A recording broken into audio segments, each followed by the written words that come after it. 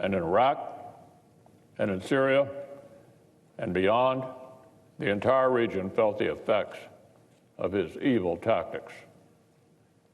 We should welcome his death and its complication of Tehran's terrorism industrial complex. But we must remain vigilant and soberly prepare for even further aggression.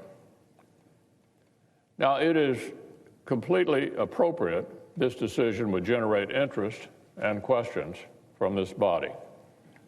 We can and we should learn more about the intelligence and thinking that led to this operation and the plan to defend American personnel and interests in the wake of it. I'm glad the administration will hold an all-senators briefing on Wednesday. It'll be led by Secretary of Defense Esper, Chairman of the Joint Chiefs of Staff General Milley, Secretary of State Pompeo, and CIA Director Haspel. Unfortunately, in this toxic political environment, some of our colleagues rushed to blame our own government before even knowing the facts, rushed to split hairs about intelligence before being briefed on it, and rushed to downplay Soleimani's evil while presenting our own president as the villain. Soon after the news broke, one of our distinguished colleagues made a public statement that rightly called Soleimani a murderer, and then amazingly walked that message back when the far left objected to the factual statement. Since then, I believe all her criticism is directed at our own president. Another of our Democratic colleagues has been thinking out loud about Middle East policy on social media. Mere days before President Trump's decision, this senator tore into the White House for what he described as weakness and inaction. No one fears us, he complained. Trump has rendered America impotent in the Middle East. But since the strike, a complete 180. That same senator has harshly criticized our own president for getting tough. Ludicrously, he and others on the left have accused the administration of committing an illegal act and equated the removal of this terrorist leader with a foreign power assassination of our own Secretary of Defense. Well, here's what one expert had to say about it. Jay Johnson, President Obama's own former Pentagon General Counsel and Secretary of Homeland Security. Here's what he said. If you believe everything that our government is saying about General Soleimani, he was a lawful military objective, and the president, under his constitutional authority as commander-in-chief, had ample domestic legal authority to take him out without an additional congressional authorization.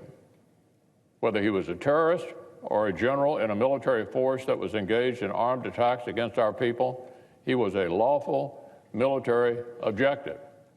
That's the former Secretary of Homeland Security in the Obama administration, Jay Johnson, an expert on these things. And our former colleague, Joe Lieberman, who ran for vice president on the Democratic ticket in 2000, wrote this morning that in their uniformly skeptical or negative reactions to Soleimani's death, Democrats are creating the risk that the U.S. will be seen as acting and speaking with less authority abroad at this important time. That's how a former Democratic senator sees it. Look, the Senate is supposed to be the chamber where overheated partisan passions give way to sober judgment. Can we not at least wait until we know the facts? Can we not maintain a shred, just a shred, of national unity for 5 minutes? For 5 minutes before deepening the partisan trenches? Must Democrats' distaste for this president dominate every thought they express and every decision they make?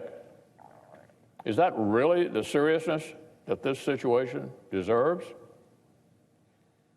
The full Senate will be briefed on Wednesday.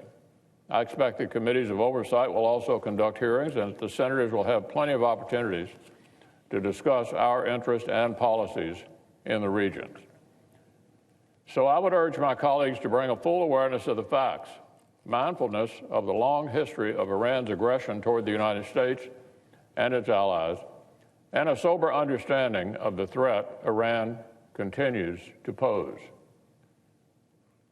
Could we at least remember, we're all Americans first, and we're all in this together. Now, meantime, at this dangerous time, House Democrats continue to play political games with their partisan impeachment of the commander-in-chief.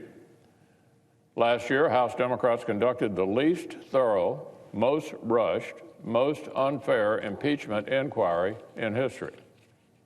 For weeks, Democrats said they could not wait for due process, could not conduct a normal or fair inquiry, because removing the president from office was so incredibly urgent. Incredibly urgent.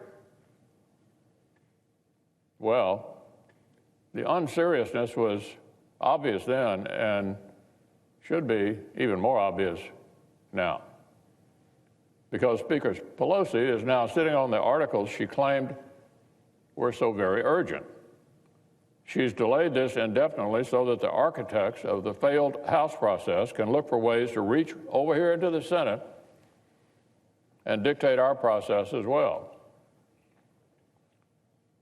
Democrats have tried to insist that the Senate deviate from the unanimous bipartisan precedent set in the 1999 trial of President Clinton and write new rules for President Trump.